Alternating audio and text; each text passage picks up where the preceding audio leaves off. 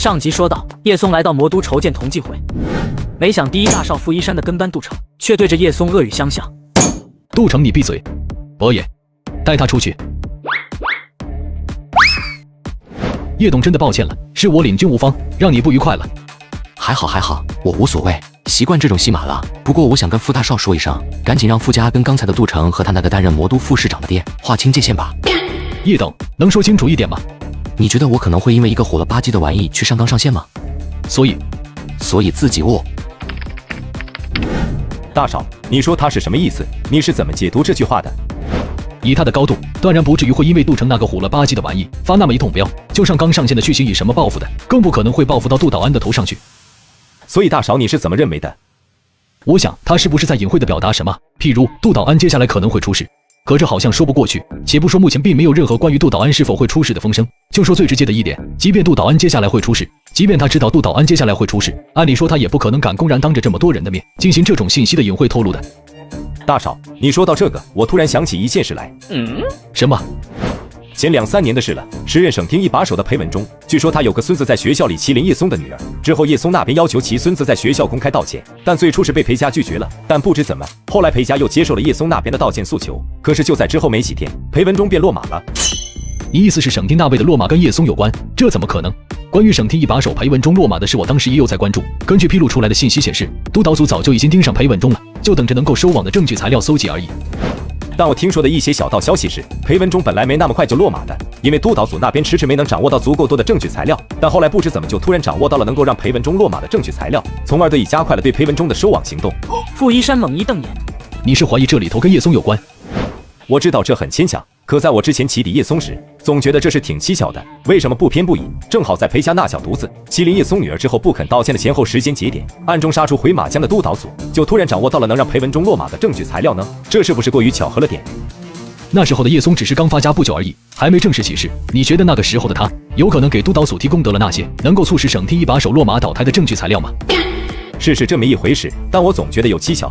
还有一点，我不知你有没有发现，不管是省府还是山清市府都好，近几年所有落马的人员都跟叶松没有实际交集，就仿佛是叶松他能避开那些会出事会落马的人员似的。傅一山被韩博远抛出的这一说辞给整哑然了，诚然，就他对叶松所开展的那些起底调查，明显是符合韩博远当下说的，但他想想还是咬牙道：就算他真的神通广大，就算之前省厅一把手裴文忠的落马真跟他有关都好，但那毕竟是在山京，所以他知道裴文忠的一些事儿也都还能勉强说得过去。如今他说的可是魔都副市长杜导安，难不成他还真的神通广大到连杜导安要出事都能提前获知不成？大少，你别忘了，他已经不是当初的那个暴发户了。合着你还是认为他说的那句让傅家跟杜导安划清界限，指的是杜导安接下来会出事，而他又是出于知道杜导安接下来会出事，所以才说出让傅家跟杜导安划清界限的话来。这一问也问住了韩博远，哪怕他内心偏向于这种可能性，可事实是这种可能性着实过于牵强了。再就是官居副部，且还是傅家阵营中元老级的杜导安，又岂是那么容易出事的？一旦因为叶松的一句话，就在过度解读揣摩中去跟杜导安划清界限的话，先不说这儿不儿戏荒不荒唐，怕是对傅家阵营中的其他人都得是不小的打击，都得寒了其他人的心啊！这也让韩博远一时间不知该如何去应答傅一山了。大少，你不是说傅伯伯跟你透过叶松的一些底吗？基于傅伯伯要比咱们更了解叶松底细的情况下，我觉得你有必要将叶松说的这句话转述给傅伯伯的。眉头紧拧的傅一山思忖片刻，随后才缓缓点了点头。我也是这么想的。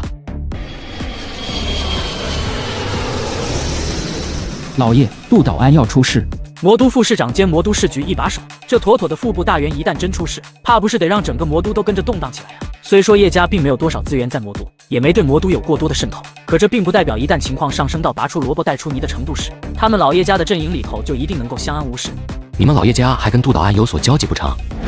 老叶家跟杜导安的交集有限，但不代表叶家阵营中的其他人员也跟杜导安交集有限。像杜导安这种级别的存在，他的交集范围肯定不可能仅限于傅家阵营的，所以就算跟叶家阵营中的其他人员存在交集，那也是再正常不过了。这么说来，你是担心一旦杜导安落马的话，你们叶家阵营中的某些人也会被拉下水？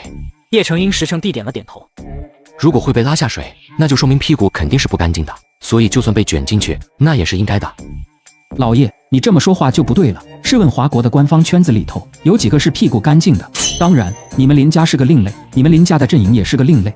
但是相比起林家及其阵营的另类清廉之外，更多的都是不干不净。说句不夸张的，如果真要打进打决的话，估计整个官方系统都得瘫痪，因为至少要超过6、7成的人得进去。抛开手握权力的身份地位，难以抵挡各式各样的诱惑不说，在那种大染缸中，想要出淤泥而不染的结果，要么是四处树敌，要么是难有上升的空间。很简单的一个道理，一个圈子里若是大多数的人都不干不净，他们敢让一个清清白白的主儿留在他们眼皮底下吗？他们又能让对方留在身边吗？毫无疑问，结果是注定的。怎么着？合着在你看来，不良之风还是合乎情理了？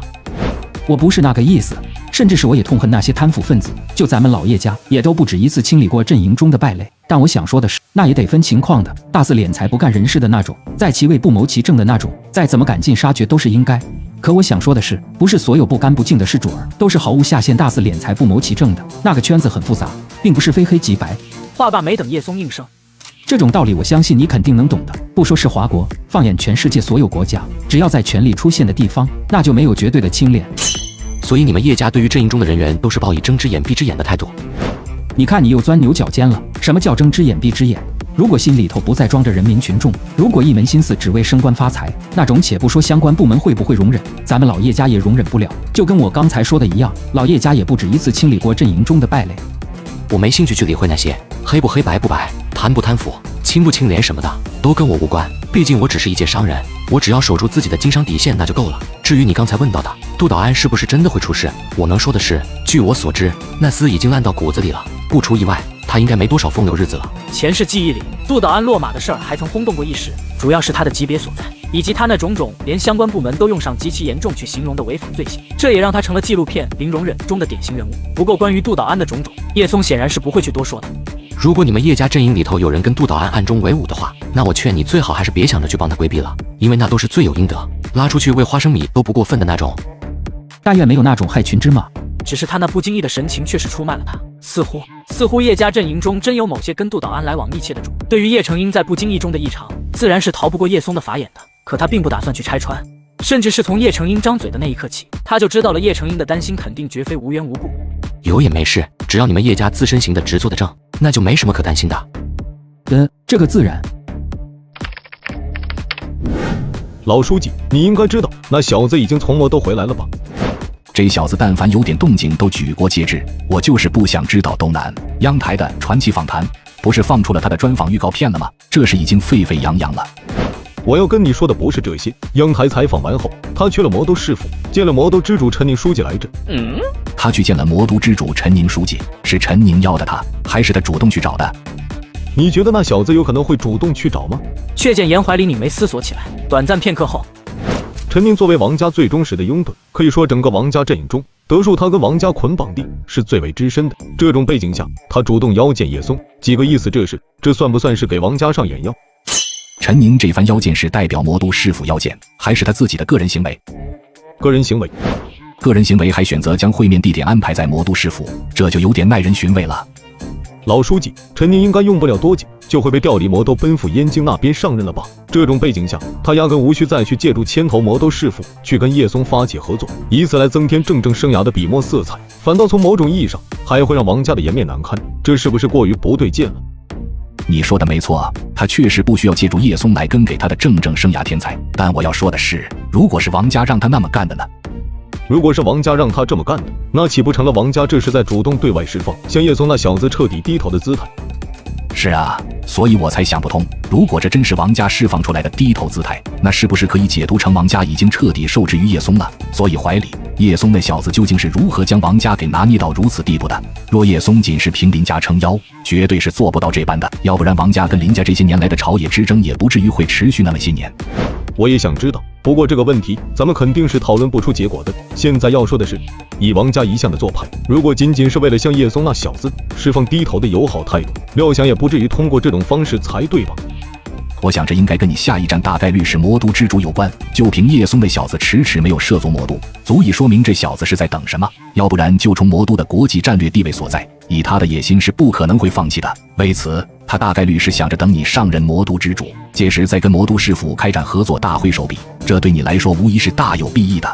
基于此，我觉得王家那边应该也是看穿了叶松那小子的意图，所以才有了陈宁跟叶松会面的这一出。如果说陈宁能够在任期中让魔都师傅迎来跟叶松之间的大力合作，用剧俗套直白点的话，那就等于从你的身上提前分了一杯羹。假使日后叶松让魔都大放异彩的话，这至于陈宁而言，无疑也是一抹浓墨来着，甚至从某种程度上也得以削弱你在魔都的色彩。除此之外，王家也会在紫禁朝堂之上落得个胸襟宽广、大局为重的名声。不得不说，这老王家是一向都精于算计呀。